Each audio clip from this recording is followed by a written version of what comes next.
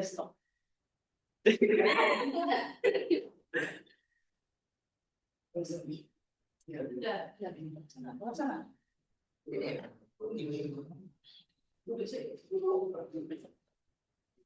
Oke, terima kasih kepada Ibu Dr. Pak Barulis dan Bu Dr. Senandung atas masukan terhadap Komisi 1.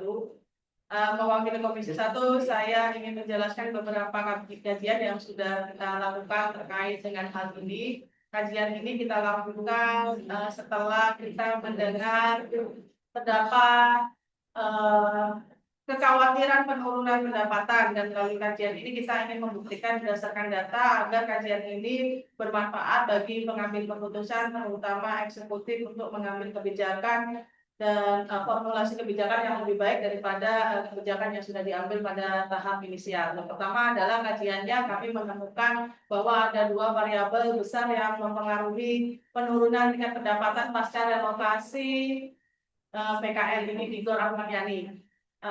Tingkat pengaruhnya cukup signifikan. Yang pertama adalah pemilihan warna, kategori warna yang sangat menentukan, yang mempengaruhi psikologi pengunjung. Jadi warna putih dan kemudian bentuk bangunan yang seragam itu mengirimkan informasi terbatas kepada pengunjung atau siapapun yang lewat terhadap hal-hal yang ditawarkan di Gor Ahmad Yani, termasuk makanan-makanan. Kami membandingkan berdasarkan kajian sebelum melakukan relokasi terhadap kemungkinan kita melakukan kebijakan relokasi, bahwa informasi ini menjadi sangat penting ketika PKL itu kemudian membawa identitas gerobak masing-masing yang ada di sekitar alun-alun, seperti untuk gerobak tertentu dengan atribut di dalamnya soto, kemudian kikil dan lain-lainnya, pentol dan lain-lainnya, itu mengirimkan informasi visualisasi yang kuat kepada pengunjung untuk menarik minat pengunjung untuk datang dan membeli. Kemudian variabel kedua adalah fleksibilitas, di mana ketika PKL itu lebih disukai berada di alun-alun oleh pengunjung karena pengunjung dapat dengan mudah beli tanpa harus melakukan kegiatan lain seperti parkir.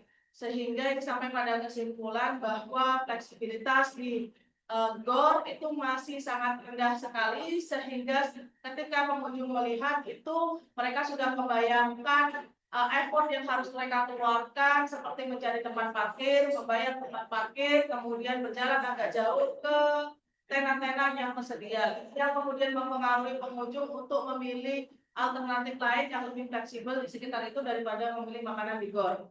Bagian yang ketiga adalah kami merancang rekomendasi kebijakan. Pertama adalah meminta, meskipun sudah dibangun, untuk kedepannya apabila ada relokasi tidak membangun bangunan fisik yang seragam, karena berdasarkan kajian-kajian empiris untuk food court itu harus memberikan ruang sefleksibel mungkin bagi pemilik tenan untuk menghiasi tempatnya agar menarik para pengunjung untuk datang. Kita dapat mempelajari secara empiris ini di food court yang kita pernah melakukan kajian lapangan bersama di beberapa food court di universitas, salah satunya di Universitas Erlangga, Universitas Brawijaya, dan Universitas Negeri Surabaya. Kemudian kita juga melakukan observasi yang empiris di beberapa food court, Grand City, kemudian di Pakuwon. Kita dapat melihat bahwa food court di sana itu tidak pernah seragam, meskipun tempatnya seragam, tetapi terdapat keleluasaan yang sangat luas bagi pemilik tenan untuk menghiasi food court mereka, karena kita tidak bisa mengabaikan faktor visualisasi ini terhadap tingkat frekuensi datangnya pengunjung. Yang kedua, kita mengusulkan kebijakan agar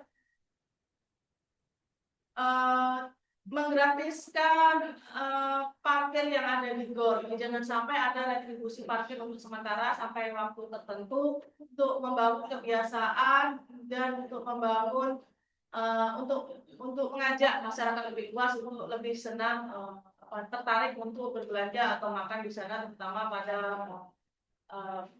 pada event-event tertentu atau pada hari-hari yang hari weekend.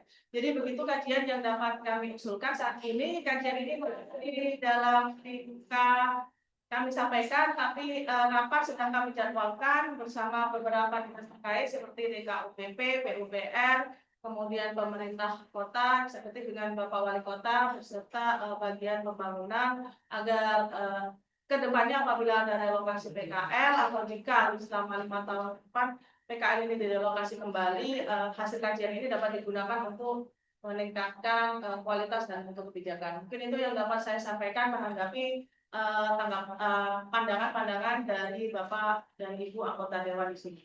Demikian dapat saya sampaikan, saya kembalikan kepada pimpinan sidang.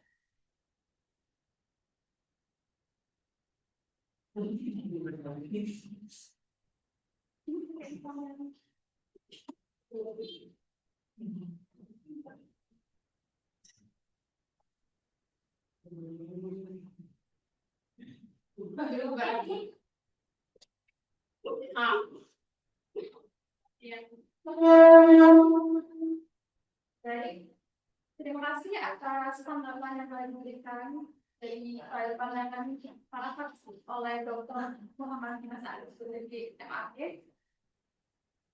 Baik, para hadirin yang saya hormati, seluruh pembahasan pada rapat pleno hari ini telah berjalan dengan baik. Adapun beberapa hal yang belum terselesaikan dapat kita bahas di agenda rapat pleno berikutnya. Saya mengapresiasi kontribusi dan seluruh masukan yang konstruktif dari seluruh anggota. Semoga keputusan yang kita hasilkan membawa manfaat yang signifikan bagi masyarakat. Saya kembalikan kepada pimpinan sidang, Dr. Rahman Hamdani. Baik, terima kasih Dr. Dian Retno MAP. Dengan demikian, seluruh agenda rapat pleno Dewan pada hari ini telah kita laksanakan bersama. Atas perhatian dan kerjasama seluruh anggota Dewan, pemerintah daerah, serta seluruh hadirin kami ucapkan terima kasih. Dengan mengucap syukur kehadiran Tuhan Yang Maha Esa, rapat pleno Dewan pada hari ini secara resmi saya nyatakan ditutup.